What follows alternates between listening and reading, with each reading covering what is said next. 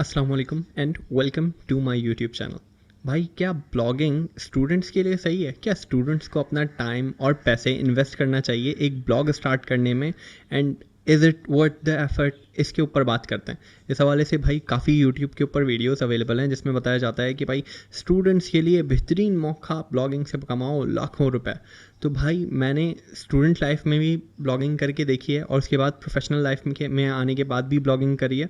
दोनों का मैं एक्सपीरियंस शेयर कर लेता हूँ, उसके बाद इट्स अप टू यू। अगर तुम स्टिल अपना टाइम इन्वेस्ट करना चाहते हो तो आपके लिए वालेकुम अस्सलाम, your on your own part. लेकिन एटलीस्ट मैं अपना ऑनेस्ट ओपिनियन इसके ऊपर शेयर कर लूँ which may help a lot of people.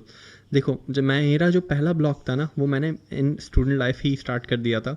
मेरे भाई ने मुझे डोमेन और एक थीम परचेस करके दिया था और मैंने ब्लॉगर के ऊपर पहला अपना ब्लॉग स्टार्ट किया था, बहुत ज़्यादा मोटिवेट होके इस किस्म की यूट्यूब के ऊपर वीडियोस देख के कि यार ब्लॉगिंग से लोग ऑलरेडी लाखों कमा रहे हैं, मैं चंद हज़ार तो कमा ही सकता हूँ।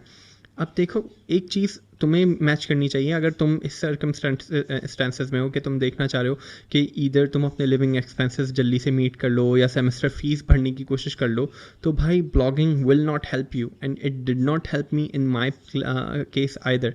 क्योंकि ब्लॉगिंग एक बहुत लॉन्ग टर्म जर्नी है, बहुत ज़्यादा टाइम ले लेता है। अब तुम बोलोगे सही है, मैं 1 साल वेट करने को तैयार हूँ। भाई 1 साल तुम वेट करने को तैयार हो, उसके बाद भी जितना टाइम और एफर्ट लग रहा होता है ना उस पूरे 1 साल में, अगर तुम वो टाइम और एफर्ट उसको नहीं दोगे जितना वो तुम्हारा ब्लॉग डिज़र्व करता है, तो तुम्हारा 1 साल में भी कुछ भला नहीं होगा।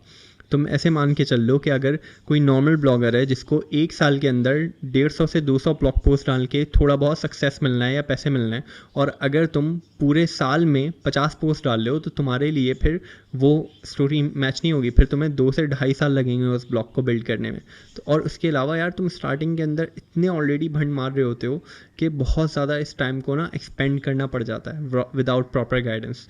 तो it's not worth your time at all कि तुम इतना ज़्यादा टाइम इन्वेस्ट करो। और स्टूडेंट लाइफ के अंदर वैसे ही तुम्हें पैसे की ज़रूरत होती है। ऐसे टाइम के अंदर तुम डोमेन और होस्टिंग खरीदोगे, फिर बहुत ज़्यादा अपना टाइम इन्वेस्ट करोगे ब्लॉगिंग सीखने वगैरह के हवाले से। तुम अपनी जो सेमेस्टर एग्ज़ाम है या सेमेस्टर स्टडीज़ हैं उसको भी कॉम्प्रोमाइज़ कर रहे होगे। तो it's not worth that effort. अगर तुम स्टिल पैसे कमाना चाहते हो तो आई वुड रादर सजेस्ट कि तुम साइड स्किल सीख लो, जिनको तुम फिर मोनेटाइज कर लो किसी फ्रीलांस प्लेटफॉर्म पे, जैसे फाइवर, अपवर्क या डिफरेंट फेसबुक ग्रुप्स के ऊपर अपनी सर्विसेज ऑफर करना शुरू कर दो। बेसिक वीडियो एडिटिंग सीख लो, बेसिक कैनवा के ऊपर ग्राफिक्स डिज़ाइन सीख लो। इस किस्म के काम सीखो जिसके ऊपर जल्दी काम मिल जाता है और जिसकी ज़्यादा इंडस्ट्री के अंदर, मार्केट के अंदर खपत है। मिसाल के तौर पे वीडियो एडिटर्स को कुछ ना कुछ करके काम मिलना शुरू हो ही जाता है। वो डिफरेंट इंस्टाग्राम और यूट्यूबर्स को आउटरीच कर लेते हैं, उनसे पूछ लेते हैं कि भाई हमें काम की ज़रूरत है, अपने थोड़े बहुत डेमो सैम्पल्स दिखा के उनको काम मिल जाता है। लेकिन comparing freelancing with blogging, it's really not a good idea. मैंने ब्लॉगिंग करके देखी थी स्टूडेंट लाइफ के अंदर। हमने 60 आर्टिकल्स बड़ी मुश्किल से लिखे थे, दो राइटर्स ने 60 आर्टिकल्स लिखे बड़ी मुश्किल से। उसके बाद हमने गिव अप कर दिया। भाई एड्स लगे भी तो एड्स का कोई फ़ायदा है सच नहीं हुआ। बाद में उसके 2 साल के लिए मैंने उसको छोड़ दिया और फ्रीलांसिंग पे फोकस किया। फ्रीलांसिंग में हमारे अच्छे पैसे बनना शुरू हो गए थे। जब 2 साल बाद दोबारा ब्लॉगिंग की तरफ देखा ना, अब हमारे पास क्योंकि फ्रीलांस मार्केट का अच्छा खासा एक्सपीरियंस था, हम काफ़ी चीज़ें ब्रांडिंग, ग्राफिक्स डिज़ाइन से रिलेटेड समझते थे। तो अब जो हमने ब्लॉग बिल्ड किया उसके अंदर हमारा जो स्किल लेवल था, एक्सपर्टीज़ लेवल था, वो ज़्यादा बेहतर था।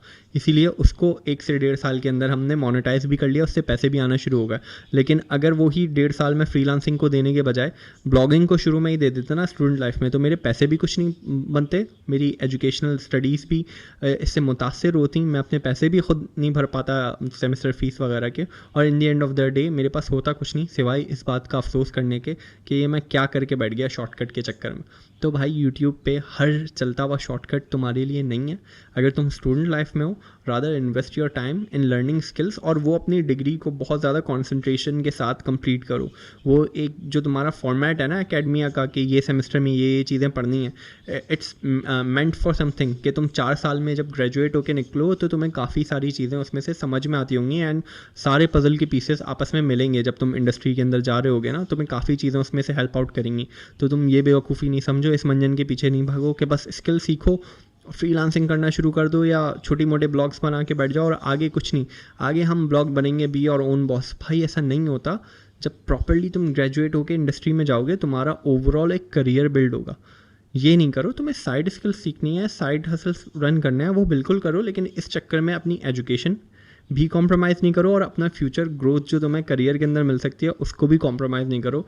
इस किस्म की इडियोटिक सलाहों को, इस किस्म की इडियोटिक एडवाइसेस को फॉलो मत करो, तुम्हारा बहुत ज़्यादा नुकसान हो जाएगा। चलो, that was my 2 cents for you.